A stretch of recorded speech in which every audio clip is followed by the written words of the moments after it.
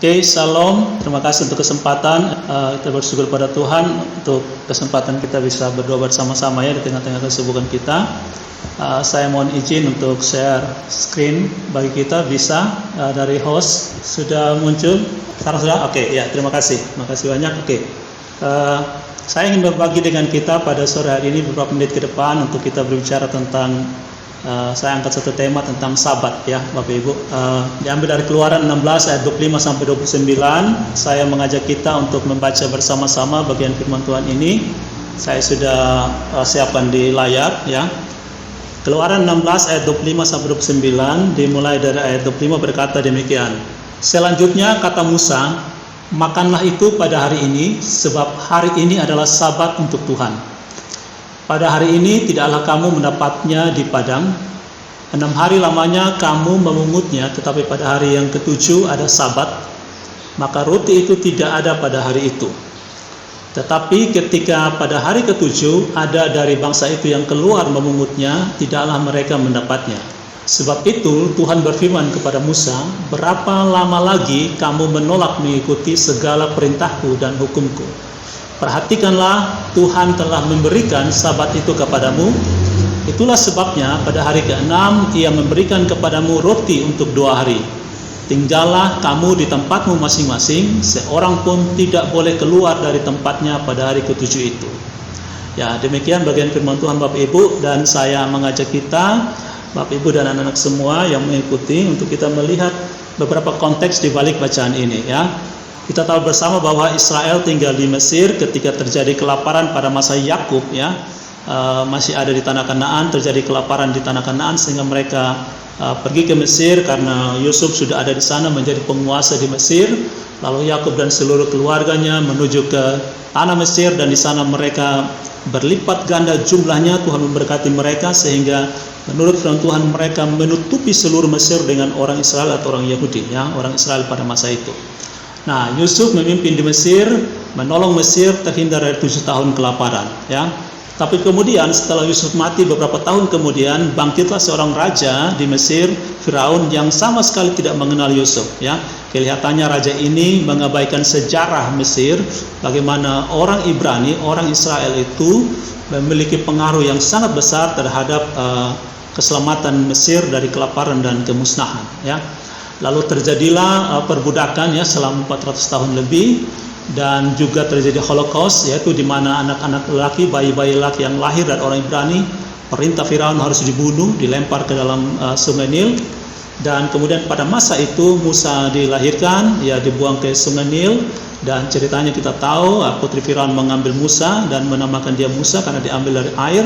Dan sudah lebih dari 40 tahun Musa hidup di tanah Mesir sebagai seorang pangeran di sana ya, yang cukup berpengaruh. Kemudian dia harus melarikan diri karena dia membunuh seorang Mesir. Nah, setelah Musa kurang lebih berusia 80 tahun kurang lebih di tanah Midian, kemudian Tuhan memanggil dia untuk kembali ke Mesir, memimpin bangsa Israel kembali dari Mesir menuju ke tanah Kanaan, tanah perjanjian. Perbudakan yang terjadi di Mesir itu terhadap orang-orang Ibrani sangat berat ya. Mereka bekerja paksa di bawah tekanan, tetapi mereka masih mendapatkan bahan baku untuk mengerjakan batu bata untuk mempersiapkan 2 kota bagi tanah Mesir ya. Tapi kemudian kerja paksa itu diperberat ya, tanpa diberi bahan baku. Pola Firaun adalah dia berpikir yang sangat pragmatis ya. Dia berpikir tentang bagaimana sumber daya manusia dari bangsa Israel ini harus diolah, harus dikelola sedemikian rupa untuk memenuhi kebutuhan Mesir. Dan dia berpikir secara politik, dia berpikir secara ekonomi, dia berpikir bagaimana pekerjaan ini harus ditambahkan sehingga umat Israel tidak berpikir soal ibadah, tidak berpikir soal Tuhan mereka, dan mereka harus benar-benar berfokus kepada kepentingan Mesir ya. Itu pola pikir dari Firaun. Tetapi pola pikir yang dibawa oleh Musa dan Firaun dan Harun atas nama Tuhan adalah bangsa Israel mesti dibawa kepada Tuhan, mereka mesti beribadah kepada Tuhan. Jadi kemudian ya Tuhan memberikan 10 tulah di Mesir ya, dan 10 tulah ini juga untuk menyatakan keagungan Tuhan, kebesaran Tuhan atas dewa-dewa di Mesir, mulai dari alam sampai kepada anak sulung ya, mulai dari air sampai anak sulung, dari alam sampai kepada kebanggaan dan harapan manusia, yaitu anak sulung yang akan menggantikan mereka, itu dibunuh oleh Tuhan. Dan di sini juga kita lihat ya terjadi mungkin lockdown pertama ya di Mesir yaitu seluruh orang Ibrani yang percaya kepada Allah harus memberi simbol darah ya di ambang pintu dan tiang pintu rumah mereka, dan mereka tidak boleh keluar selama masa tertentu di mana malaikat maut itu menulahi Mesir ya saat kematian anak-anak sulung. Nah, kemudian ya kita lihat Tuhan mulai menuntun bangsa Israel keluar dari Mesir setelah Firaun menyatakan diri kalah ya, dia kalah terhadap Allahnya bangsa Israel dan dia mengusir bangsa Israel segera tinggalkan tanah Mesir ya. Tuhan mulai memimpin mereka, tetapi Tuhan berkata bahwa Dia tidak akan memimpin bangsa Israel ini melalui jalan pintas yang paling dekat ya, yang paling dekat ke ya menuju ke tanah Kanaan ya, karena Tuhan berpikir jangan-jangan bangsa itu menyesal karena mereka adalah bangsa budak, ratusan tahun diperbudak, mereka punya mental budak ya, itu kelihatan dari bagaimana mereka mudah bersungut-sungut ya ketika menghadapi tantangan, sehingga mereka ingin kembali ke Mesir ya.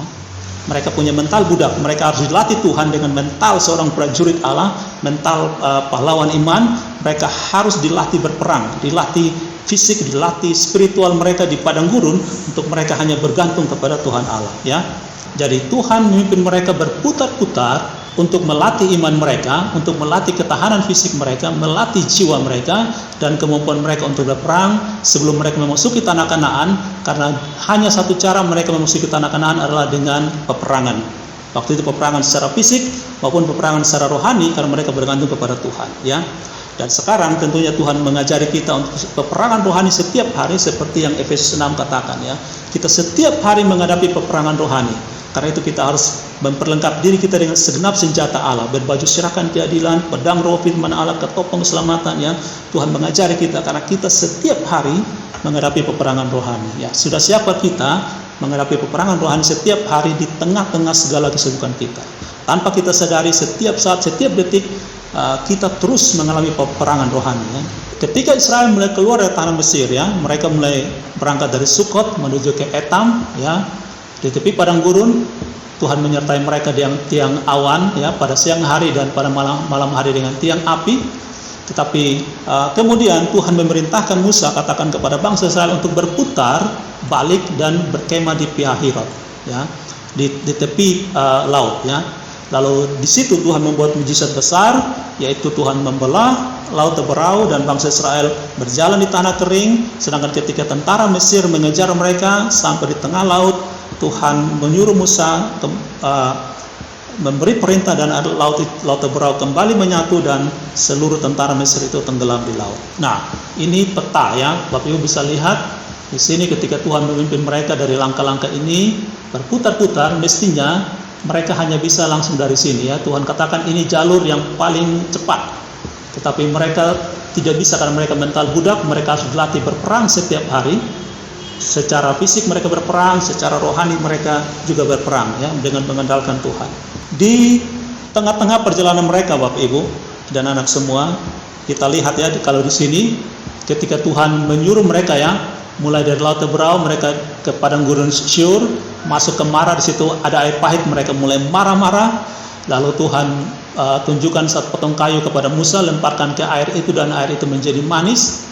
Mereka sampai di Elim, di situ ada 12 mata air, ada 70 pohon kurma. Lalu mereka menuju ke padang gurun Sin, dan di sini mereka kelaparan dan mereka mulai bersungut-sungut. Bacaan kita itu dimulai dengan latar belakang ini. Mereka mulai marah kepada Tuhan, mereka marah kepada Musa.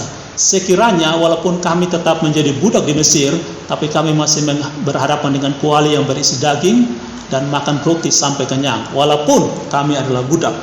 Begitu ya. Jadi mereka rela tetap menjadi budak asalkan mereka punya makan minum. Ini visi yang jauh berbeda dengan pemikiran Tuhan. Tuhan mau membawa mereka menjadi anak-anak Allah, menjadi prajurit Tuhan, menjadi orang merdeka, tapi mereka bilang biar kami budak, yang penting kami punya makan minum setiap hari dan tidak kelaparan seperti ini ya. Dan Tuhan memberi respon terhadap sungut-sungutan bangsa Israel pada saat itu dengan Dia memberi mana pada pagi hari dan burung puyuh pada petang hari. Nah, inilah respon Tuhan terhadap sungut-sungutan bangsa Israel. Bagi Tuhan memberi makan itu sangat mudah. Allah memerintahkan mana ya, yang tidak dikenal oleh bangsa Israel dan nenek moyang mereka. Mana itu artinya apa itu yang mereka tidak tahu itu dari mana ya. Dan Tuhan perintahkan burung puyuh datang kepada mereka tanpa mereka usahakan ya. Jadi Tuhan memelihara mereka tanpa usaha apapun dari bangsa Israel ini, ya. Fokus sungguh-sungguhan bangsa Israel ini adalah persoalan makan, persoalan perut, persoalan fisik atau jasmani, persoalan materi, persoalan kenyamanan dan sebagainya. Walaupun kami jadi budak, kami nyaman karena kami punya makan minum setiap hari, ada daging, ya, ada roti, ya. Inilah persoalan dari bangsa Israel. Ya. Benar-benar mereka memiliki mental budak yang Tuhan harus didik habis-habisan di padang gurun selama 40 tahun supaya mereka punya mental prajurit. Menurut Timotius, ya, Paulus tuliskan pada Timotius bahwa seorang prajurit yang siap bertempur, dia tidak memikirkan soal dirinya, tapi dia hanya berpikir bagaimana dia layak kepada komandannya, ya. Jadi Tuhan memelatih bangsa Israel sekalipun begitu berat tantangan di padang gurun, tapi mereka harus berusaha bagaimana berkenan kepada Tuhan Allah yang memimpin mereka, yang adalah panglima perang mereka. Mari kita lihat lebih jauh tentang Sabat, yaitu konteks latar belakang, ya, dari bagaimana sehingga mana itu muncul, terutama bagaimana sehingga pertama kali istilah Sabat itu muncul di Alkitab ketika Musa berbicara soal mana, ya. Sabat itu artinya berhenti dari pekerjaan, istirahat, ya. Ini di dalam Alkitab sangat penting. Kenapa? Kita lihat ketika creation, ya, pada Kejadian 2 ayat 2 sampai 3, di situ Tuhan Allah berbicara setelah dia menciptakan segala sesuatu. Selesai pada hari ke-7 dia menyelesaikan pekerjaannya, berhentilah dia pada saat itu, ya. Ini kata lain Sabat, berhenti, dan dia pada hari ke-7 dia berkati dan dia kuduskan hari itu. Nah, kemudian, ya, pada bacaan di Keluaran 20 ayat 10 sampai 11, ketika 10 hukum, ya, Dekalog itu diberikan, 10 hukum itu diberikan, dunia sudah dipenuhi dengan dosa, tetapi Sabat itu tetap dimunculkan. Dan yang ketiga adalah ketika dalam Ibrani dikatakan bahwa ada satu hari perhentian yang Tuhan sediakan. Diperintahkan jangan sampai seorang pun gagal untuk sampai ke sana. Harus belajar, ya, dari contoh ketidaktaatan dari bangsa Israel, kita belajar untuk taat kepada Tuhan, ya. Jadi Sabat atau berhenti dari pekerjaan atau istirahat, rest, itu sangat penting di dalam Alkitab supaya kita belajar menghormati Tuhan dan tunduk kepada Allah kita. Nah, Sabat bagi bangsa Israel, ya, menurut Keluaran 20:8 itu dikuduskan, dipisahkan bagi Tuhan. Menurut Keluaran 20:11 itu Tuhan diberkati oleh Tuhan, ya. Keluaran 31 ayat 13 berkata bahwa orang Israel harus pelihara itu selama-lamanya. Nah, menurut Nehemia 10 ayat 31 tidak boleh ada orang yang berbelanja, ada transaksi jual beli pada hari Sabat, tidak boleh ada. Imamat 23 ayat 32, pada hari Sabat umat Israel, orang Ibrani harus merendahkan diri dan berpuasa. Dan menurut Keluaran 35 ayat 3, bahkan api pun tidak boleh dinyalakan di dalam rumah pada hari Sabat. Begitu ketatnya, ya, aturan-aturan mengenai hari Sabat ini. Menurut Yesaya 8:13 tidak boleh ada melakukan urusan-urusan pada hari Sabat. Yeremia 17 ayat 22 tidak boleh membawa barang-barang keluar dari rumah pada hari Sabat. Dan Keluaran 35 ayat 2, yang melakukan pekerjaan pada hari Sabat akan dihukum mati. Dan Bapak Ibu, kalau kita lihat dalam konteks perjanjian baru, ketika Yesus ada di tengah-tengah dunia, Tuhan Yesus sering kali, ya, menghadapi situasi orang Yahudi yang memegang aturan Sabat yang sangat rumit ini, dan beberapa kali Yesus berdebat dengan mereka, bahkan mereka menilai Yesus menghina hari Sabat. Nah, tujuan Sabat menurut Keluaran 20 ayat 11 adalah istirahat bagi seluruh umat Allah, berdasarkan istirahat Allah pada waktu dia menciptakan alam semesta. Jadi pada saat itu anak-anak Tuhan, ya, umat Israel, ya, mesti beristirahat dan menghormati Allah dan memiliki hubungan relasi dengan Tuhan Allah. Nah, apa alasannya hari Sabat ini diperingati, ya? Saya menemukan ada 2 catatan penting kenapa hari Sabat ini diperingati. Yang pertama adalah karena Allah berhenti pada hari ke-7 dan dia kuduskan hari itu dan dia berkati hari itu, ya. Keluaran 20 ayat 11 mengungkapkan hal ini. Pada hari ke-7 Tuhan Allah berhenti dari segala perbuatan penciptaannya, dia kuduskan hari itu dan dia berkati. Dan yang kedua, ya, menurut Ulangan 5 ayat 15, ya, Ulangan 5 ayat 15 mengingatkan bahwa bangsa Israel dulu mereka adalah budak di tanah Mesir. Tuhan Allah yang membawa mereka keluar, menyelamatkan mereka dengan tangannya dan lengannya yang teracung, dengan tangannya yang kuat. dilepaskan dari perbudakan, di mana pada masa perbudakan itu mereka bekerja siang malam tanpa istirahat. Mereka harus bekerja menjadi budak. Tuhan Allah menyelamatkan mereka menjadi orang merdeka untuk beribadah kepada Allah. Nah, pada bagian ini ada dua hal yang ditekankan. Yang pertama adalah relasi dengan Tuhan Allah, dan yang kedua adalah relasi kemanusiaan. Karena mereka telah dibebaskan oleh Allah, sehingga mereka harus punya waktu khusus, waktu yang berkualitas dengan Allah, dan mereka harus memberi perhentian dari pekerjaan kepada baik anggota keluarga, budak, orang asing, binatang maupun ternak. Jadi ini sebuah relasi seperti salib, ya. Ketika mereka memperingati Sabat, mereka memperingati relasi mereka dengan Tuhan Allah, membangun relasi dengan Tuhan Allah, dan mereka juga membangun relasi dengan sesama mereka, dengan orang-orang di rumah mereka, dengan mungkin ada budak di situ, bahkan binatang ternak. Mereka harus memberikan perhentian untuk beristirahat, dan jika itu manusia, mereka juga bisa punya waktu dengan Tuhan Allah. Jadi ini dua alasan penting kenapa Sabat itu diperingati. Nah, mari kita lihat bagaimana respon Yesus, ya. Di dalam khotbah di bukit, ya, dalam Matius 5 ayat 17 dan 48, di sini dinyatakan bagaimana sikap Yesus terhadap Taurat. Yesus jelas berkata, "Aku datang bukan meniadakan hukum Taurat, tapi untuk menggenapinya."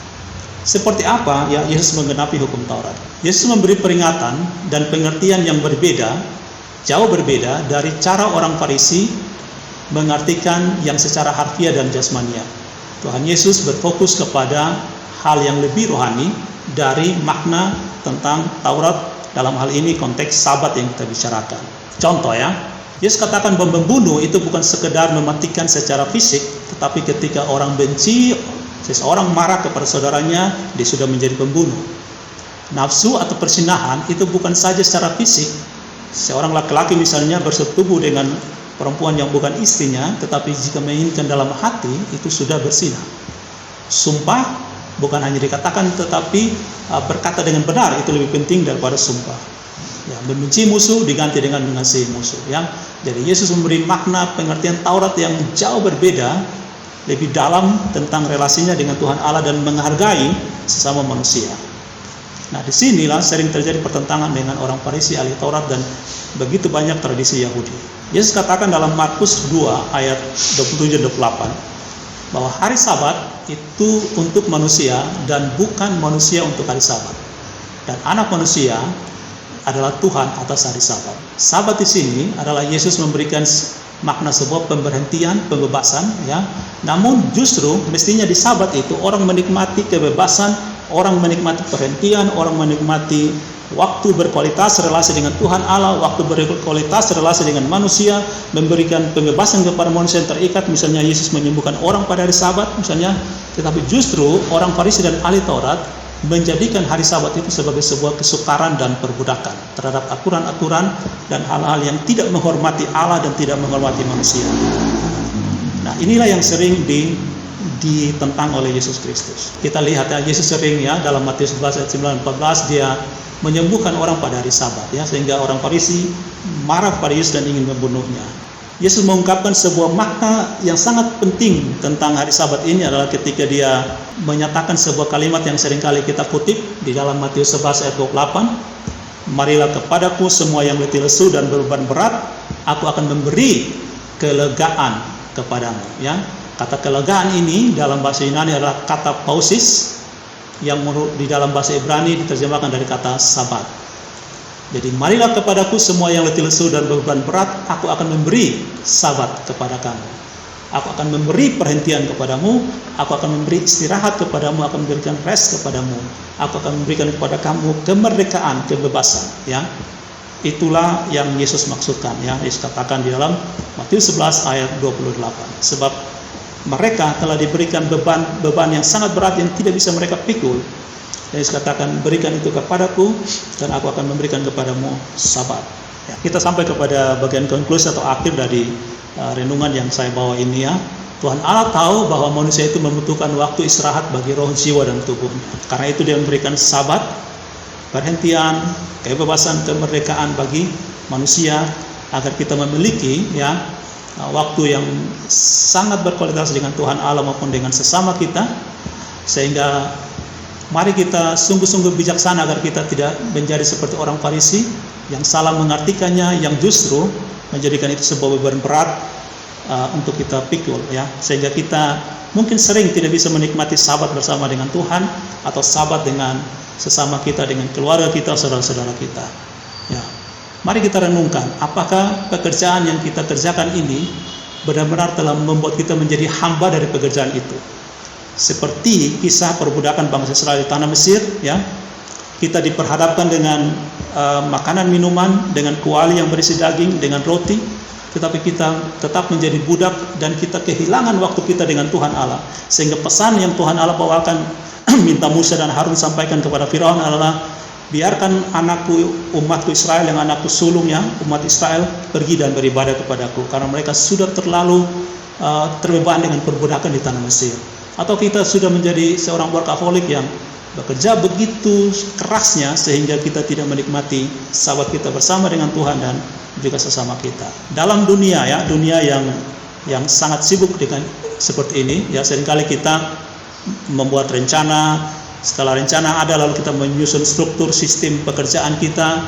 Kita mulai menjalankan struktur itu, membuat pekerjaan mengerjakannya, kemudian kita mengevaluasinya, apakah gagal, apakah berhasil, dan setelah evaluasi kita lagi kembali kepada yang pertama, yaitu membuat rencana. Ini satu pola yang kita kerjakan setiap hari, dan ini menjadi andalan dari manajemen kita, manajerial kita, merencanakan, melaksanakan, mengevaluasi, lalu kita mulai perbaiki jika ada kesalahan yang kita temukan dalam evaluasi itu, kita mulai merencanakan lagi. Tetapi kita lupa dengan cara Tuhan bekerja, yaitu Tuhan kalau kita melihat setelah Dia 6 hari Dia menciptakan segala sesuatu, lalu Dia mengevaluasi. Di dalam evaluasi itu dikatakan sungguh amat baik. Nah, setelah sungguh amat baik, Tuhan tidak kembali kepada rencana Dia yang awal, tetapi Tuhan berhenti pada hari ke-7, Dia memberkati dan Dia kuduskan hari itu. Mari kita belajar dari pola ini, ya. Setelah kita sudah mengevaluasi semuanya yang kita kerjakan, mari kita bersyukur pada Tuhan. Kita punya waktu bersama dengan Tuhan, kita punya waktu bersama dengan keluarga kita, orang-orang yang kita kasihi, orang-orang yang kita doakan, yang mengasihi mendoakan kita, dengan sesama kita bersyukur kepada Tuhan, dan kita menikmati sahabat itu. Di dalam dunia modern ini, Bapak Ibu dan anak-anak semua, seringkali kita bekerja segala sesuatu secara terburu-buru. Kita punya target yang harus kita kejar, kita terus bergerak mengejar target itu, kita mengejar tugas-tugas, deadline, due date, dan kita melembur, bahkan mungkin ada yang sampai malam dan kita sulit beristirahat, dan itu semua kita sedang kejar-kejar, apalagi dengan kondisi pandemik ini, ya. Kita semuanya serba online, kita juga menghadapi berbagai kendala dalam masalah internet, jaringan, device, gadget dan sebagainya, sehingga kita harus lembur, kita harus mengejar semua target itu. Dan apa yang terjadi, ya, seringkali kita sulit menikmati hari ke-7 itu, kita sulit menikmati perhentian itu, kita bekerja tanpa henti, dan kita melupakan apa yang sebenarnya menjadi tujuan dari hidup kita, apa yang paling penting dalam hidup kita, yaitu beribadah kepada Allah kita, menikmati sahabat dengan Allah kita, menikmati sahabat dengan sesama kita, ya. Sehingga seringkali kalaupun kita punya sahabat itu hanya seremonial, itu hanya rutinitas. Apalagi pada akhir ini, ya, hari Minggu kadang-kadang ada kegiatan-kegiatan harus kita lakukan. Mungkin kalau kita sudah kerja dari Senin sampai Jumat, hari Sabtu dan Minggu itu kadang-kadang dipakai untuk kegiatan-kegiatan tertentu yang bukan kegiatan pokok kita. Semua itu kita kerja dengan tidak sepenuh hati, sehingga kita mengalami kekeringan rohani seperti bangsa Israel di padang gurun. Mereka sudah berjalan bersama dengan Allah, tapi mereka tidak sungguh-sungguh menikmati Allah itu. Bahkan mereka bersungut-sungut dengan alasan perut mereka. Nah, ini kenyataan, ini sebuah fakta dalam kehidupan, ya. Pada masa Israel pada masa itu, dan juga mungkin dari kita ada yang mengalaminya, ya.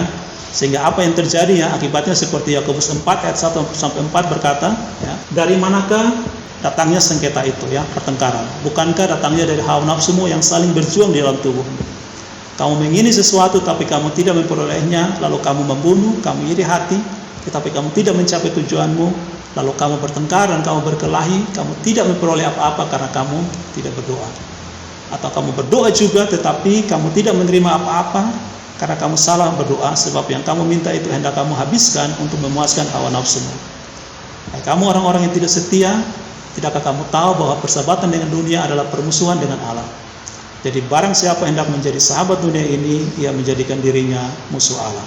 Pada akhirnya Bapak Ibu dan anak-anak ya, mari kita ingat bahwa Tuhan menjadikan sabat itu untuk kita bisa memiliki relasi dan waktu yang berkualitas dengan Tuhan Allah pencipta kita di dalam Yesus Kristus. Ya. Di tengah segala kesibukan kita ini, apakah kita sudah memiliki waktu berkualitas dengan Tuhan Allah kita, pencipta kita? Ya. Apakah kita menikmati sabat bersama dengan Dia? Juga Dia berikan kebebasan kepada kita, kemerdekaan pada kita untuk menikmati relasi waktu istirahat bersama keluarga kita, orang-orang yang kita kasihi, mungkin dengan karyawan kita, dengan mungkin di rumah ada pembantu, ada asisten rumah tangga atau apapun ya, yang orang-orang di sekitar kita, relasi-relasi kita, biarlah kita boleh menikmatinya bersama-sama dengan Tuhan. Terima kasih Bapak Ibu dan anak-anak, ini yang bisa bagikan. Saya mengajak kita mengucap syukur atas firman Tuhan ini. Mari kita berdoa. Bapa di sorga, terima kasih untuk pemberitaan firman Tuhan ini. Kiranya nama-Mu dipermuliakan dan kami semua boleh diberkati, diajar oleh Tuhan oleh Roh Kudus sungguh-sungguh untuk menikmati sabat, perhentian, istirahat yang Tuhan anugerahkan bagi kami, untuk kami memiliki waktu yang berkualitas bersama-sama dengan Tuhan, dan juga bersama-sama dengan keluarga kami dan orang-orang di sekitar kami yang Tuhan anugerahkan dalam hidup kami. Ampuni kami kalau selama ini kami tidak sungguh-sungguh mengucap syukur dan menikmati sabat anugerah Tuhan bagi kami. Terpujilah nama-Mu Tuhan, Allah yang mengasihi kami dan menolong kami dalam Yesus Kristus, Tuhan dan Selamat kami yang hidup. Amin.